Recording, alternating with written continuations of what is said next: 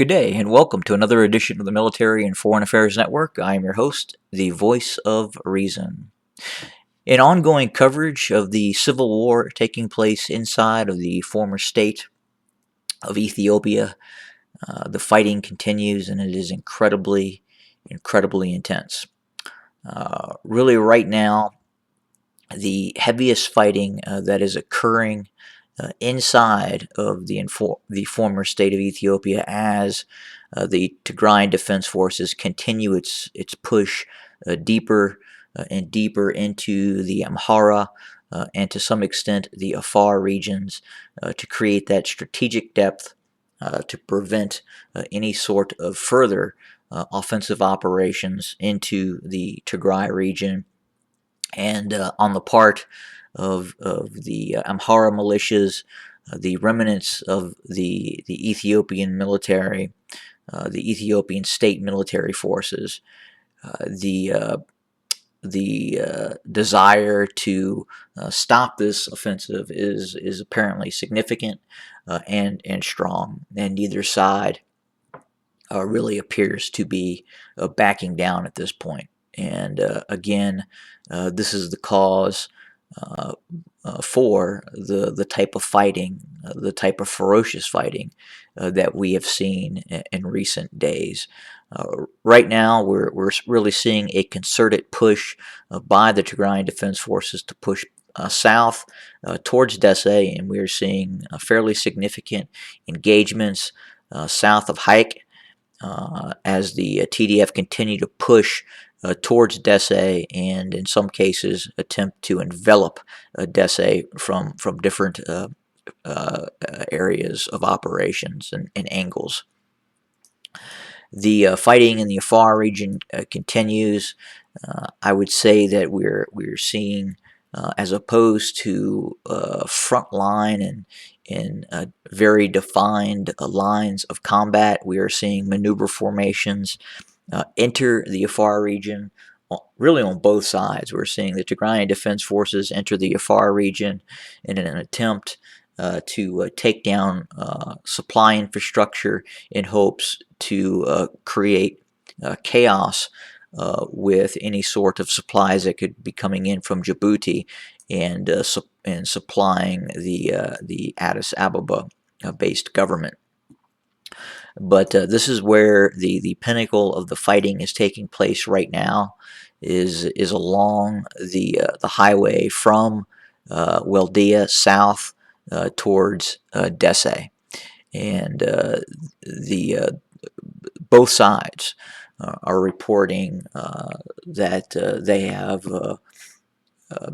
caused significant damage in the opposing forces. And these numbers are ranging into the thousands and thousands of personnel killed, captured, and wounded.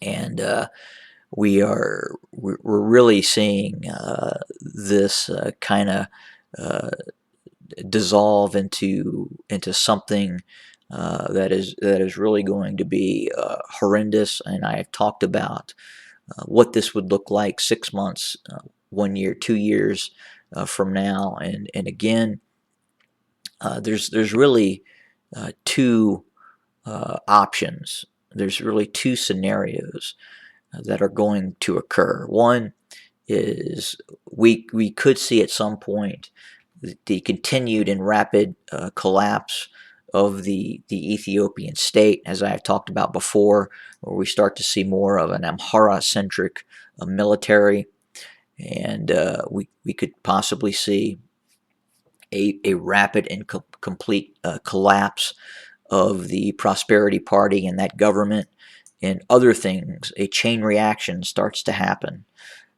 Is that guaranteed? No, absolutely not. Could it happen? Yes, absolutely.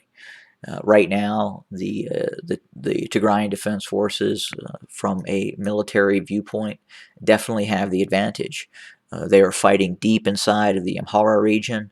Are they taking losses? Are there certain areas where there are challenges and battlefield defeats are occurring? Yes, they are.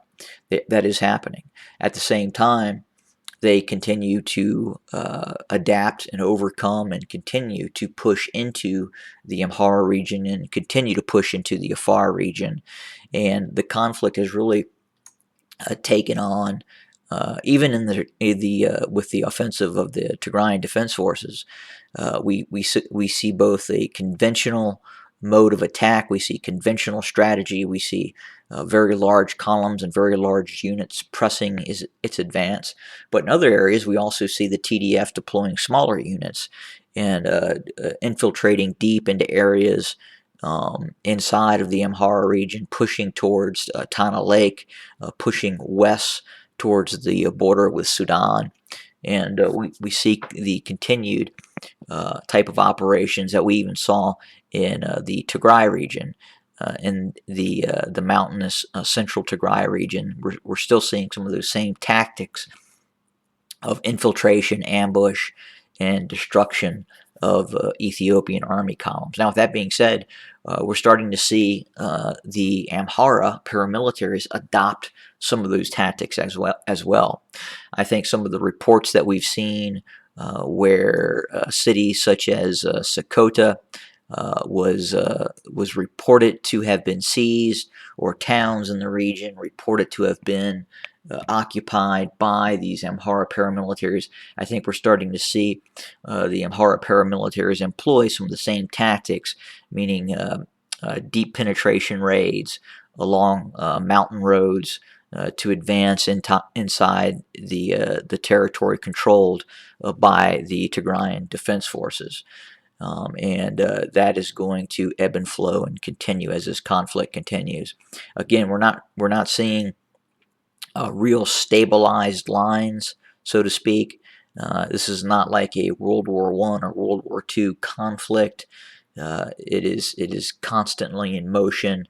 I mean, there are lines, there are areas where one side controls and then the other side also controls, and then there is obviously there's a space between them.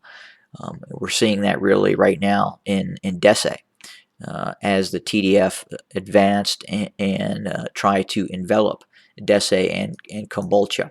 And we're seeing it in other places as well. But we're also seeing, again, the guerrilla style of fighting that is taking place, where the TDF continues to send units deep into the Amhara region and attack units of the Amhara paramilitaries and the Ethiopian army. Where is this going to go? Again, I am analyzing that and working on that. But right now, in the short period, I would say, in my opinion, that either we're going to see not a rapid and complete collapse, but kind of what we're seeing now. We're continuing to see the forces of the Ethiopian army and the Tigrayan, I'm sorry, the Amhara paramilitaries continue to get pushed back, and then we see them push forward. At some point, could there be a series of engagements that is a catalyst and causes somewhat of a rapid collapse and a rapid move south towards Addis Ababa? Possibly. I mean, we've seen. We observed it in the Tigray region, where we did see a rapid and complete collapse. But again, that is a little different than the fighting that is occurring inside of the Amhara region, and at the same time, it's also a little different as the fighting is occurring deep inside the Amhara region on Amhara land. So that is what is a little different as well. But again, I think we're going to see the fight continue. At some point, we could see the continued battlefield defeats create a political situation where we do see the government in Addis Ababa start to capitulate, and we start to see military units start to go against the government in Addis Ababa, meaning actual Ethiopian military units. We're already seeing infighting between Amhara and Ethiopian military units. Could that fragment even more? Yes, absolutely. That could happen.